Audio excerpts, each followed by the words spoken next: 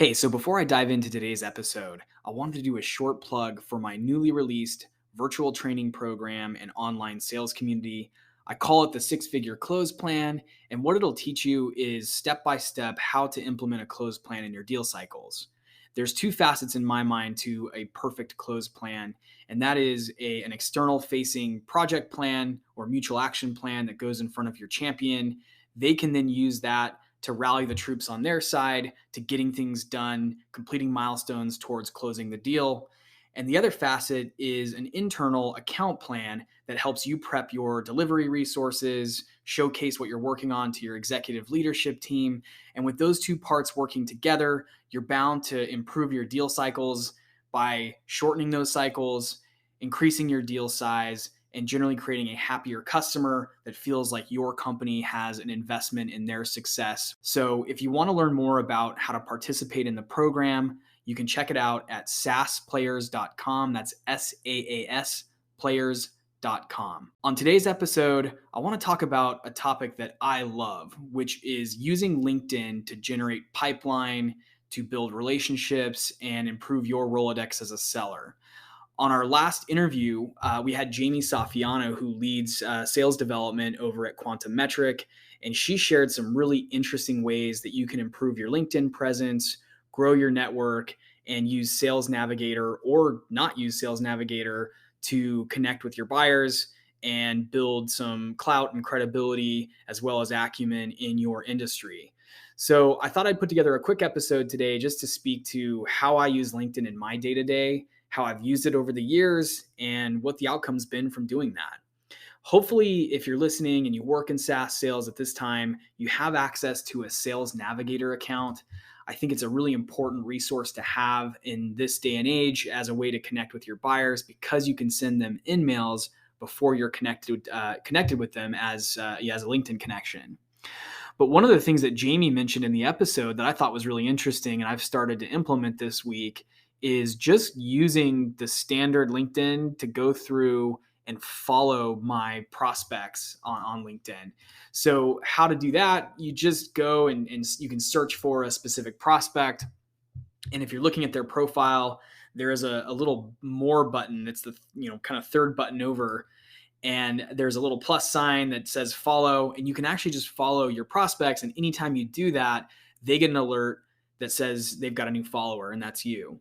So that can be done on desktop, but what's even cooler is if they happen to have the LinkedIn app installed on their phone, they get a push notification saying Jesse is now a follower of yours on LinkedIn. So it really helps put your, name and picture and face out there in front of them.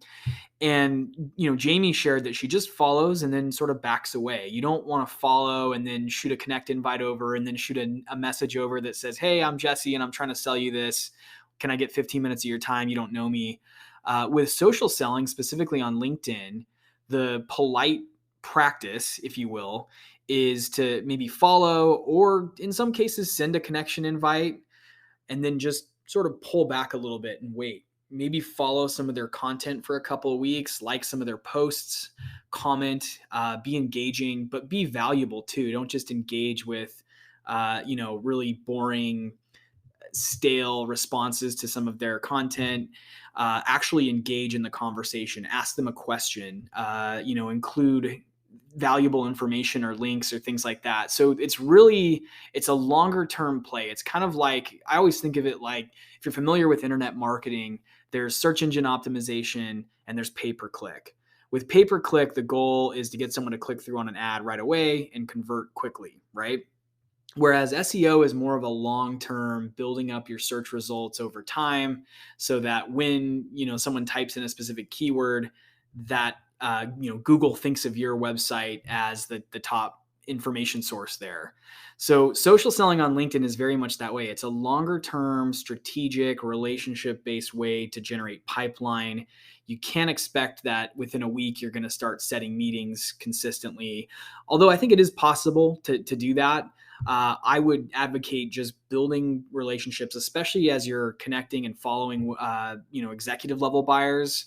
Take it slow, follow their content, like their content, comment on it, save them in Sales Navigator. So if you have a Sales Navigator account, they just fairly recently put out this really cool feature where you can build an organizational chart or an org chart, all from within your saved account.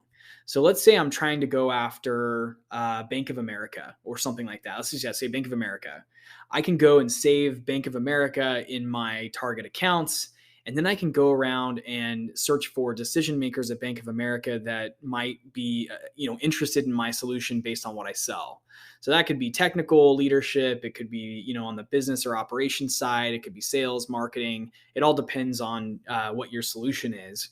So you can go and actually save specific leads in Sales Navigator underneath the Bank of America account, and you can even rank them by who might report to who, all with this organizational tool, which is super super cool. I'm really glad LinkedIn put this out.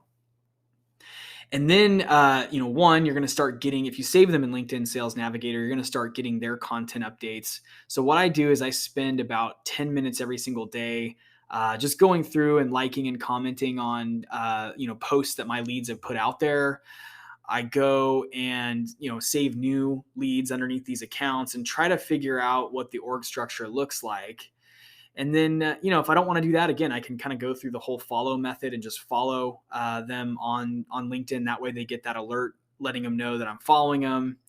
And then in a lot of cases, I'll send an email, especially when I have a really compelling event. So maybe your company's putting on a virtual webinar or a virtual event of some sort, or they're doing a local meetup.